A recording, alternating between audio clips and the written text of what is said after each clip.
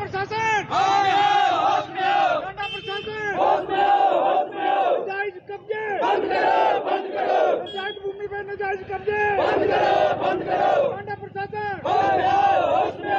नमस्कार, इस समय हम टांडा अस्पताल के बाहर हैं और यहाँ पर जो है गांव के लोग जो है वे प्रदर्शन कर रहे हैं। इस समय आप देख सकते हैं कि नाजायज कब्जों को लेकर जो है वे विरोध प्रदर्शन किया जा रहा है। साफ तौर पर गाँव वासियों का आरोप है कि गांव की ज़मीन पर जो है टांडा अस्पताल के प्रशासन जो है वे कब्जा कर रहा है। नाजायज कब्जे जो है वे लगातार किए जा रहे हैं। तो ऐसे में लाइव अपडेट टांडा अस्पताल से हम आपको दिखा रहे हैं कि किस तरह इस समय गांव के लोग जो हैं वे प्रदर्शन कर रहे हैं।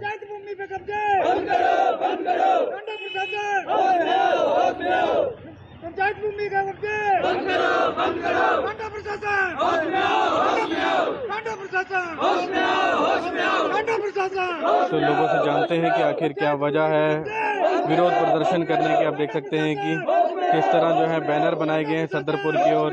सदरपुर पंचायत है जहां पर कब्जे जो है वे किए जा रहे हैं, जिसकी वजह से टांडा अस्पताल के खिलाफ जो है लोग प्रदर्शन करते हुए नजर आ रहे हैं। लाइव अपडेट समाचार फर्स्ट के माध्यम से हम आपको दिखा रहे हैं।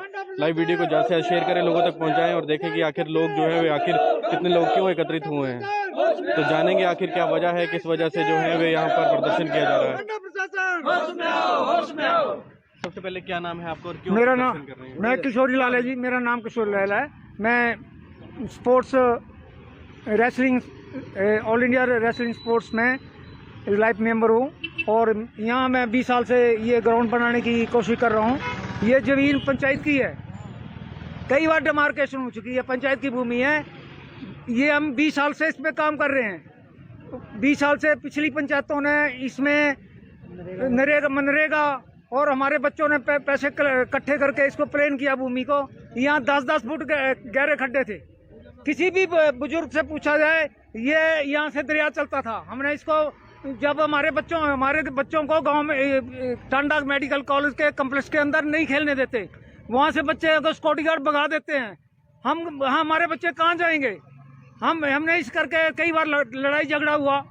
फिर हमने यहाँ ग्राउंड बनाना शुरू किया। मैं कहा ये छोड़ो, हम अपने गांव के बच्चों को, सारे 5, 7, 10 गांव आते हैं, यहाँ मेन रास्ता है और बच्चे यहाँ सुविधा ले सकेंगे।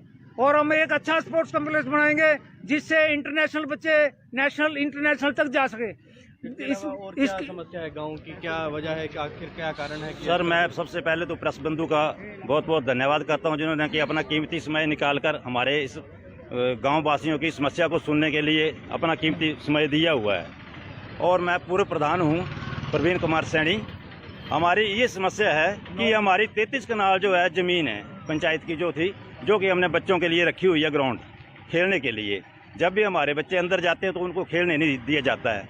तो जब सबसे पहले यहाँ जो डिमार्केशन हुई थी वो बिल्कुल सही हुई थी। हमारी 33 कनाल इन्होंने ज़मीन जो है निकाल के रख दी थी।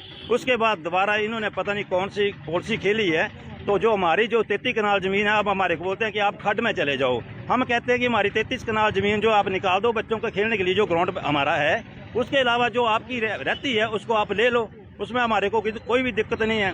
और देखो, हमने इतनी उपजाऊ भूमि जिससे कि हमारे परिवारों का पालन पोषण होता था, जो हमने टांडा मेडिकल कॉलेज के लिए दी है, बिल्कुल सस्ते दाम पे, जिसको कि बोलते हैं कि 80,000 रुपया पर कनाल, 80,000 पर कनाल। आज के टाइम में जो है 15 लाख रुपया मरला बिक रही है। तो मैं ये कहता हूँ कि हमारी जो मैं जब प्रधान था तो मैंने एक ग्राम सभा में भी एक प्रस्ताव डाला हुआ है, सभी गांव वासियों के उसमें हस्ताक्षर हैं कि हमारी ये भूमि जो बिल्कुल नहीं जानी चाहिए, क्योंकि हमारे बच्चे खेलने के लिए कहाँ जाएंगे।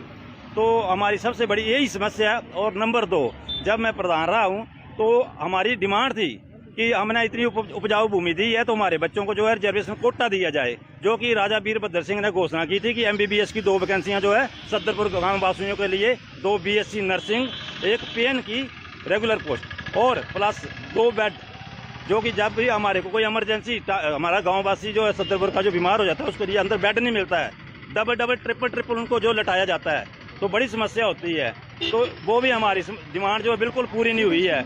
अगर हमारे बच्चे कम पढ़े हैं तो हम बोलते हैं कि आउटसोर्सेज में जैसे बाहर से रखे जा रहे हैं, तो पहले हमारे गांव वालों को जिन्होंने उपजाऊ भूमि दी है, जिनको रोटी अब कमाना मुश्किल हो गई है, उनको पहले जो है यहाँ से उपलब्धि दी जाए।